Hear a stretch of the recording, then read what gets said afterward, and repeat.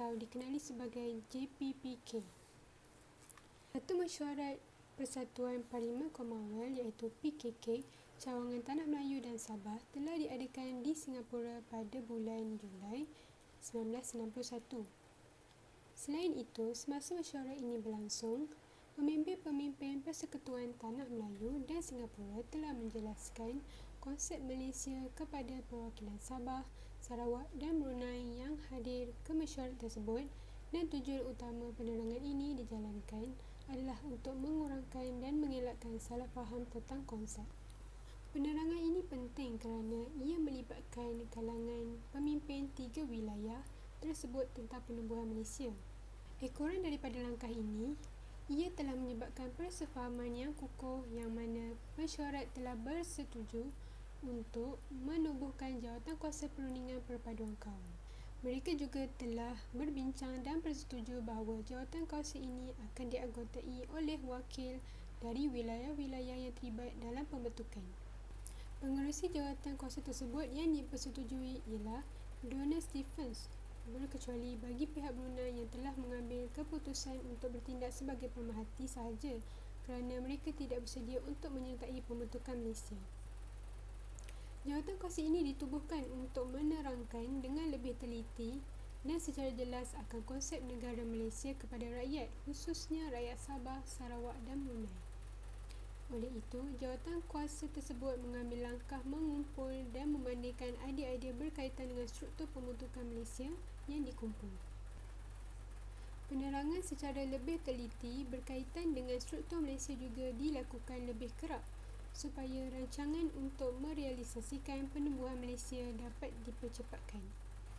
Ahli Jawatankuasa Perundingan Perpaduan Kaum ini dianggotai oleh Tunku Abdul Rahman yang mewakili Tanah Melayu, Lee Kuan Yew yang mewakili Singapura, Datuk Muzaffar Datuk Harun yang mewakili Sabah, Temenggong juga Anak Berian mewakili Sarawak dan Datuk Setia Pangeran Ali mewakili Brunei. Ahli jawatankuasa tersebut turut mencari jalan untuk mendapat persetujuan daripada semua pemimpin-pemimpin politik di semua daerah yang terbabit.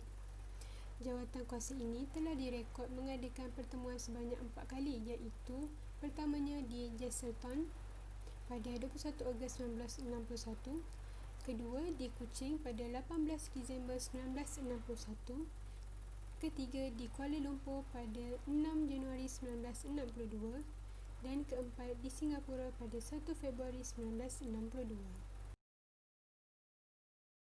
Suruhanjaya Penyiasat Borneo Utara atau dikenali sebagai Suruhanjaya Kobol ditubuhkan setelah satu rundingan dibuat antara Kerajaan Persekutuan Tanah Melayu dengan Kerajaan British pada bulan November 1961. Ahli-ahli Suruhanjaya ini terdiri daripada Lord Kobol, iaitu bekas Gubernur Bank England sebagai pemimpin, Anthony Abel dan David Watterson yang mewakili kerajaan British, sementara Datuk Wong Pao Ni dan Tan Sri Muhammad Ghazali Syafiee sebagai wakil kerajaan Persekutuan Tanah Melayu. Nama Kobol ialah sempena ketua jawatankuasa tersebut nama Kobol. Tujuan utama Suruhanjaya Kobol ditubuhkan adalah untuk mengumpul serta mengenal pasti pendapat rakyat Sabah dan Sarawak berkenaan pembentukan Malaysia, dan sepanjang Februari hingga April 1962, Suruhanjaya ini telah berjaya menemui lebih 4,000 orang serta menerima 2,200 memorandum daripada pelbagai pihak yang terdiri daripada parti-parti politik, ahli-ahli mesyuarat kerajaan dan undangan, pembesar-pembesar, anak-anak negeri dan pemimpin kaum, majlis bandaran, pemimpin-pemimpin agama, kesatuan sekerja dan orang ramai memberikan pandangan masing-masing terhadap gagasan Malaysia.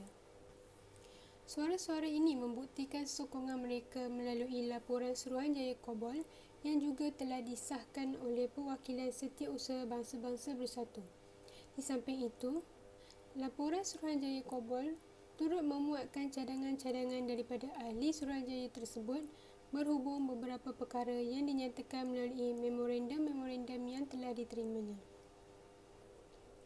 Pada 21 Jun 1962, laporan Suruhanjaya ini telah dikemukakan kepada Kerajaan British dan Kerajaan Persekutuan Tanah Melayu, dan setelah dikaji laporan tersebut, kedua-dua kerajaan telah bersetuju menerima hampir kesemua cadangan yang telah dibuat oleh Suruhanjaya Kobol. Perdana Menteri Tanah Melayu pada waktu itu, Tunku Abdul Rahman Putra, juga telah menerima serta mengkaji laporan Suruhanjaya Kobol. Sebuah jawatan kuasa telah dibentuk oleh Tunku Abdul Rahman untuk mengkaji laporan itu dengan lebih mendalam, yang juga dipengerusikan oleh beliau sendiri dan anggota-anggotanya yang terdiri daripada Tun Abdul Razak iaitu Timbalan Perdana Menteri, Tan Siew Sin iaitu Menteri Kewangan, Datuk Dr. Ismail Datuk Abdul Rahman iaitu Menteri Keselamatan Dalam Negeri, dan Datuk V.T. Sambatan iaitu Menteri Kerja Raya dan Telekom. Bentuk sokongan masyarakat Sabah dan Sarawak ini terbahagi kepada 3 golongan, iaitu 1/3 daripada kedua-dua buah negara ini menyokong penuh penggabungan tanpa syarat. Selain itu, 1/3 lagi turut menyokong tetapi dengan syarat-syarat dan jaminan tertentu, dan 1/3 lagi separuhnya mahukan kemerdekaan dahulu sebelum bergabung, dan separuhnya yang menentang kerana mahu kekal dalam pemerintahan British. Setelah Suruhanjaya Kobol berjaya memberikan laporannya yang agak memuaskan, hal ini disambung dengan merangka syarat-syarat persekutuan secara terperinci. Hal ini telah dilaksanakan oleh sebuah jawatankuasa yang lain, iaitu Jawatankuasa Antarkerajaan iaitu JAK, yang diketuai oleh Lord Lansdowne yang bertindak sebagai pengerusi, Tun Abdul Razak Hussein sebagai Timbalan Pengerusi, wakil-wakil kerajaan British dan wakil-wakil negeri Sarawak, Sabah dan Singapura.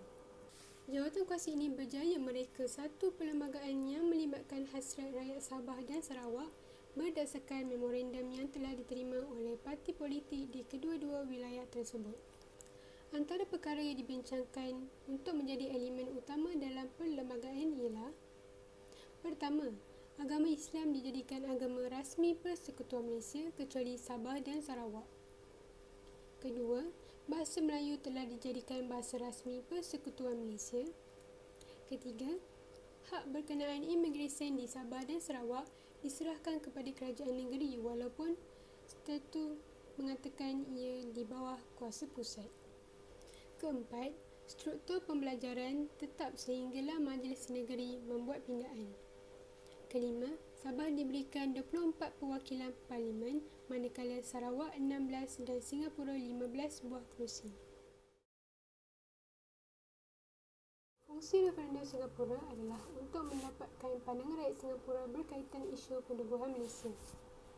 Referendum Singapura telah diadakan pada 1 November 1962 dan setelah referendum selesai, ia menunjukkan bahawa 71% rakyat Singapura menyokong pembentukan Malaysia. Satu kata sepakat dicapai oleh Perdana Menteri Persekutuan Tanah Melayu iaitu Tunku Abdul Rahman dan Harold Macmillan, Perdana Menteri British, untuk mengadakan rundingan di London. Rundingan telah berlangsung selama 2 minggu. Pada Julai 1963, satu perjanjian penting telah ditandatangani oleh wakil-wakil kerajaan British, Persekutuan Tanah Melayu, Sabah, Sarawak dan Singapura. Pada 31 Ogos 1963, satu persetujuan telah diperolehi untuk menubuhkan Malaysia. Walau bagaimanapun, penubuhan Malaysia yang dirancang pada tarikh tersebut terpaksa ditangguhkan kerana laporan Setiausaha Bangsa-Bangsa Bersatu hanya disiapkan pada 14 September 1963. Malaysia akhirnya diisytiharkan pada 16 September 1963. Pada 16 September 1963, upacara pengisytiharan Malaysia telah diadakan di Stadium Merdeka, Kuala Lumpur.